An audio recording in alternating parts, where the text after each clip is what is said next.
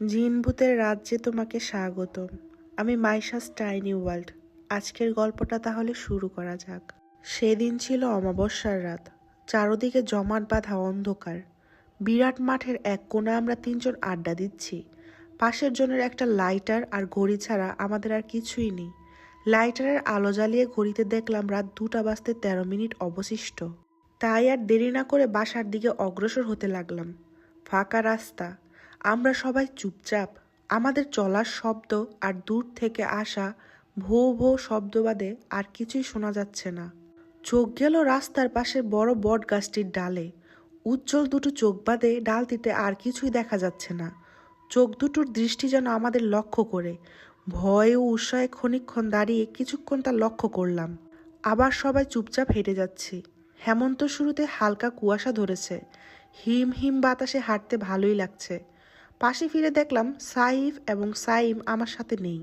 পিছনে তাকাতে দেখলাম দুজনেই হাঁ করে তাকিয়ে আছে বাঁশঝাড়ের উঁচুতে চিকুন ডগায়। কারো মুখে কোনো শব্দ নেই। সাইফ কাঁপছে। সে অদ্ভুত ভঙ্গিতে আমাকে লক্ষ্য করছে। তাদের তাকিয়ে থাকা দেখে হঠাৎ আমার শরীরটা হালকা কেঁপে উঠল।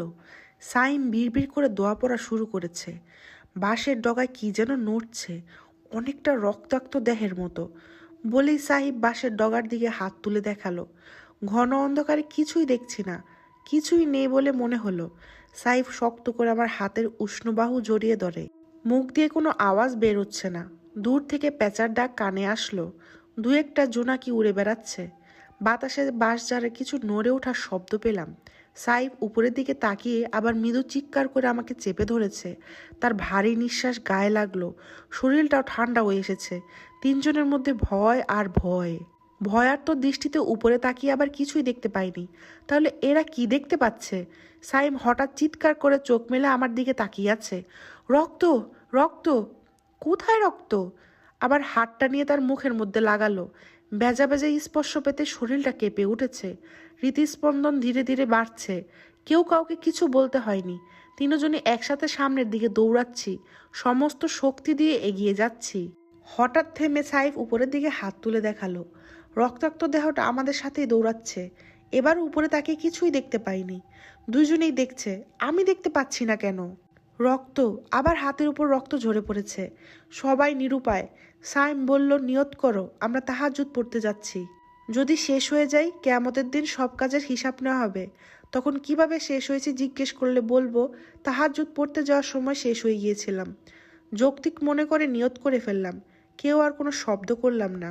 দূর থেকে কুকুরের আওয়াজ শুনতে পাচ্ছি। হেমন্তর হালকা কুয়াশাগুলো শরীরটাকে আজ জড়িয়ে ধরেছে।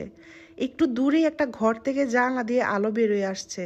সাইফ আমার হাত ধরে আবার তার মুখ স্পর্শ করালো। আবারও রক্ত। অস্পষ্টভাবে সাইফের মুখ থেকে কি শব্দ বেরোয় আসলো, আমি শুনতে পাইনি। একই সঙ্গে আবার তিনজন সামনের দিকে দৌড়াচ্ছি আর দৌড়াচ্ছি।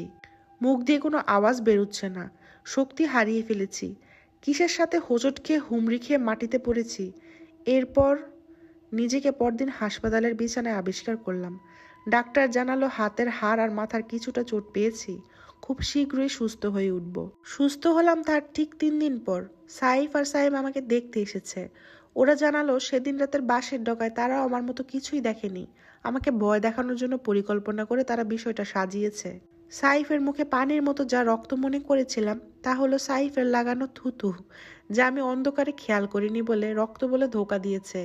এবং সম্পূর্ণ বিষয়টির জন্য ওরা অনুতপ্ত। সেদিন হাসপাতালে আমাকে বলা কথাগুলো আসলে সত্যি ছিল নাকি আমি অসুস্থ হয়ে যাওয়ায় আমার ভয় কাটাতে মিথ্যা বলেছিল জানা নেই। তবে সেদিনের ভয় আমার ভিতর থেকে এখনো যায়নি।